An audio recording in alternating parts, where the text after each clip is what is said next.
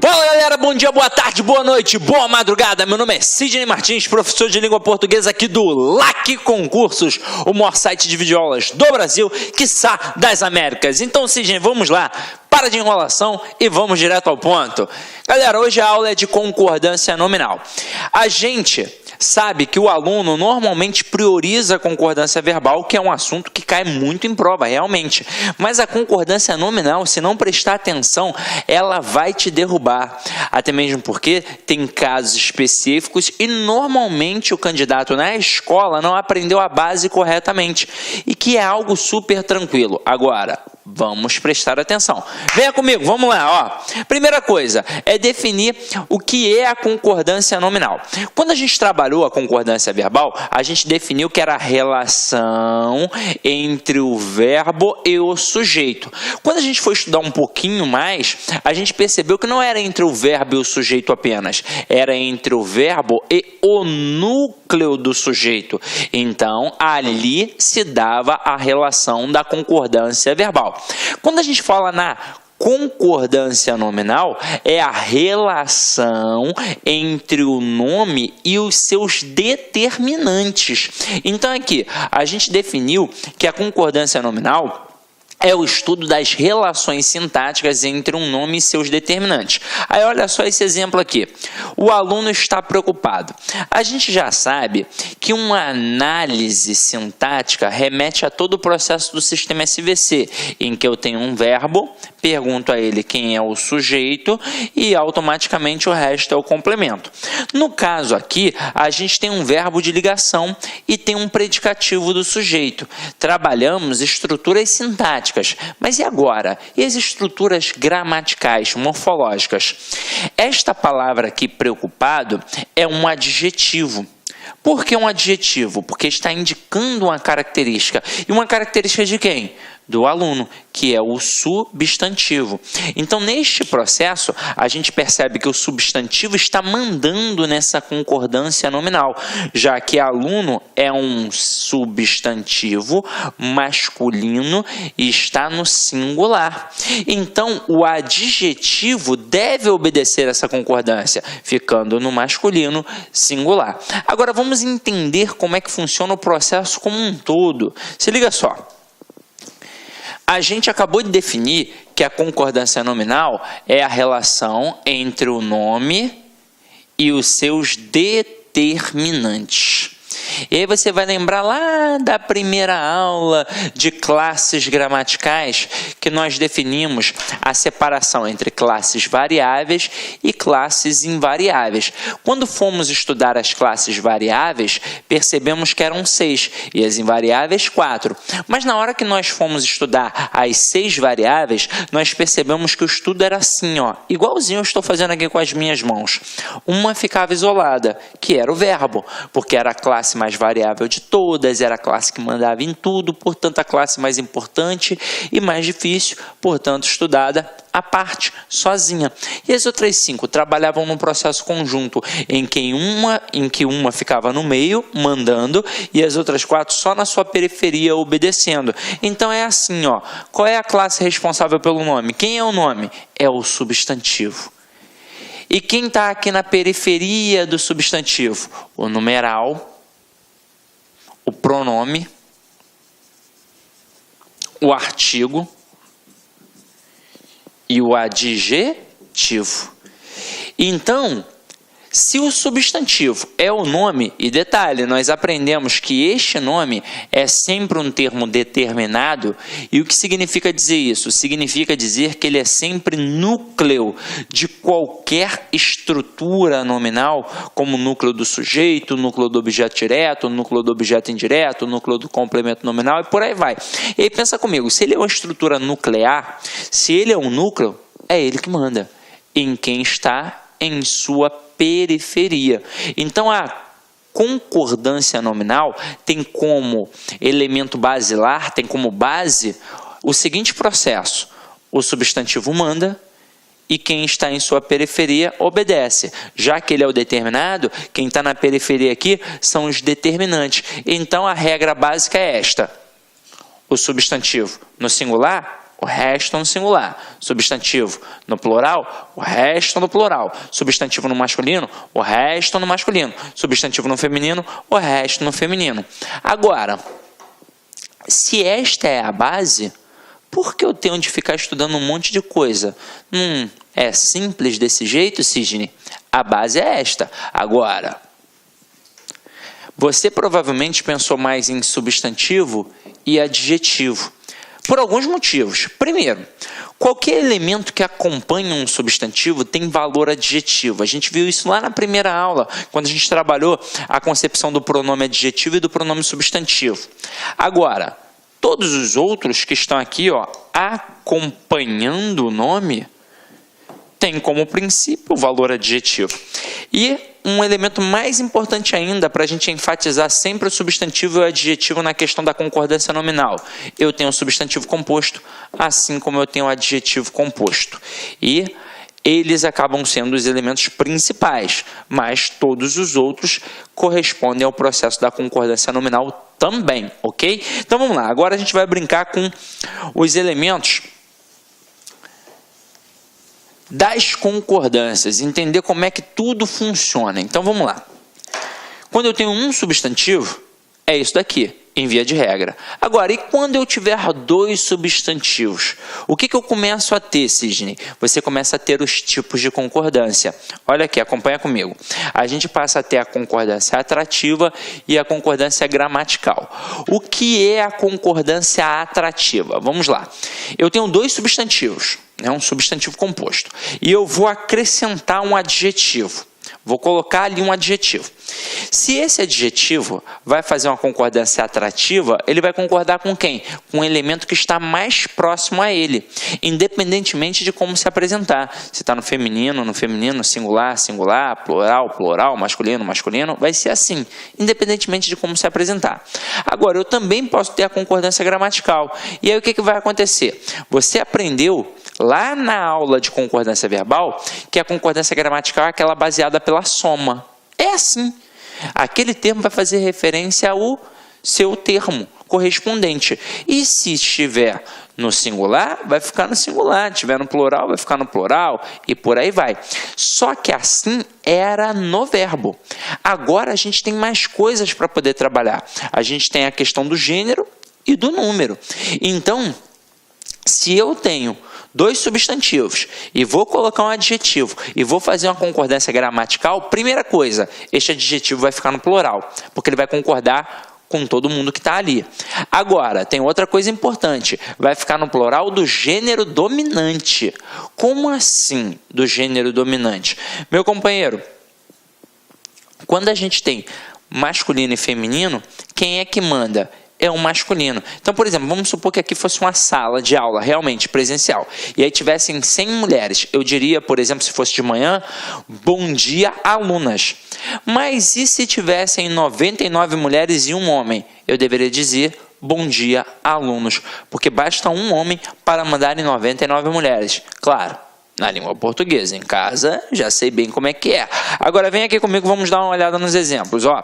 Primeiro exemplo aqui, carro e moto nova. O que a gente fez aqui? A gente fez uma concordância atrativa. O que é a concordância atrativa? É aquela em que o adjetivo concorda com o substantivo mais próximo. Como o substantivo mais próximo é moto, a moto, feminino singular, a motocicleta, o adjetivo fica no feminino singular. Agora aqui, carro e moto novos. Que concordância a gente fez aqui? A gente fez uma concordância gramatical, em que o adjetivo concorda tanto com moto quanto com carro. Mas, tá vendo que ele vai ficar no plural no masculino?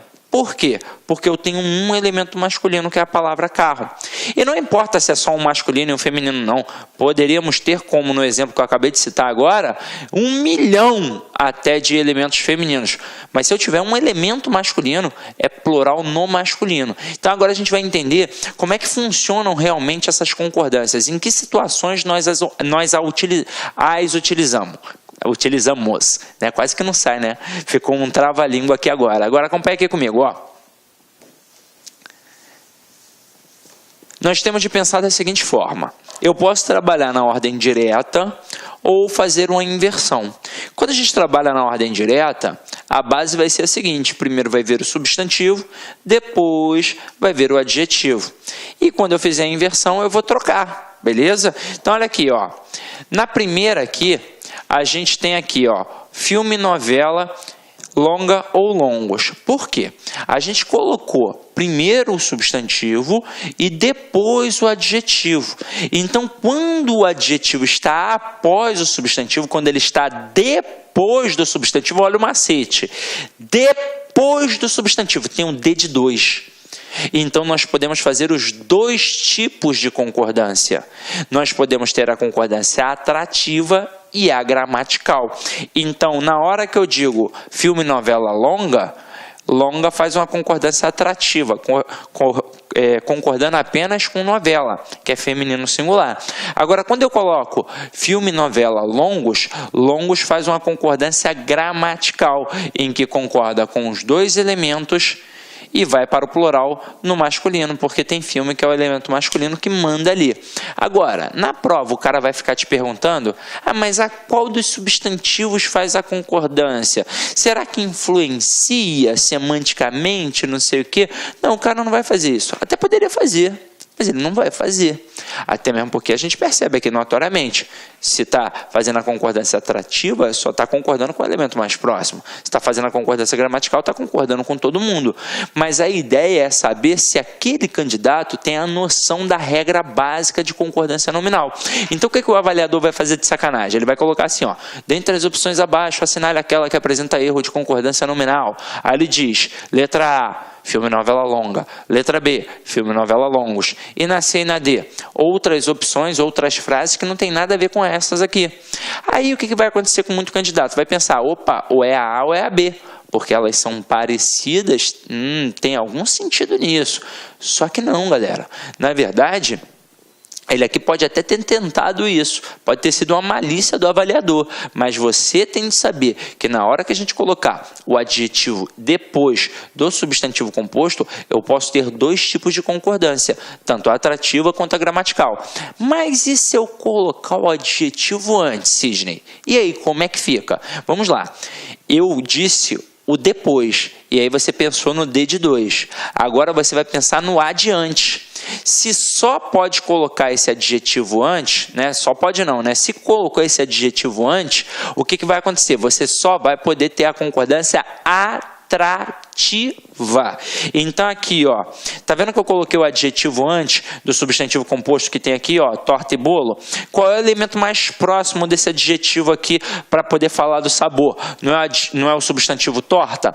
Torta não é um substantivo feminino singular? Então a questão do adjetivo aqui, feminino singular. Então vai ficar saborosa, torta e bolo. Afinal de contas, concorda com torta, que é feminino singular. Mas, Sidney, e se eu quiser colocar saborosos? Aí você vai ter de colocar o adjetivo depois, ou então você vai ter de escrever aqui no local de torta, bolos. E aí você vai conseguir colocar saborosos. Mas, se não for esse o caso, vai ter de acompanhar. É uma concordância automaticamente com o substantivo mais próximo. Tanto é que se eu tivesse colocado aqui, ó, tortas, eu poderia dizer saborosas tortas e bolo. Até aí tudo bem, né?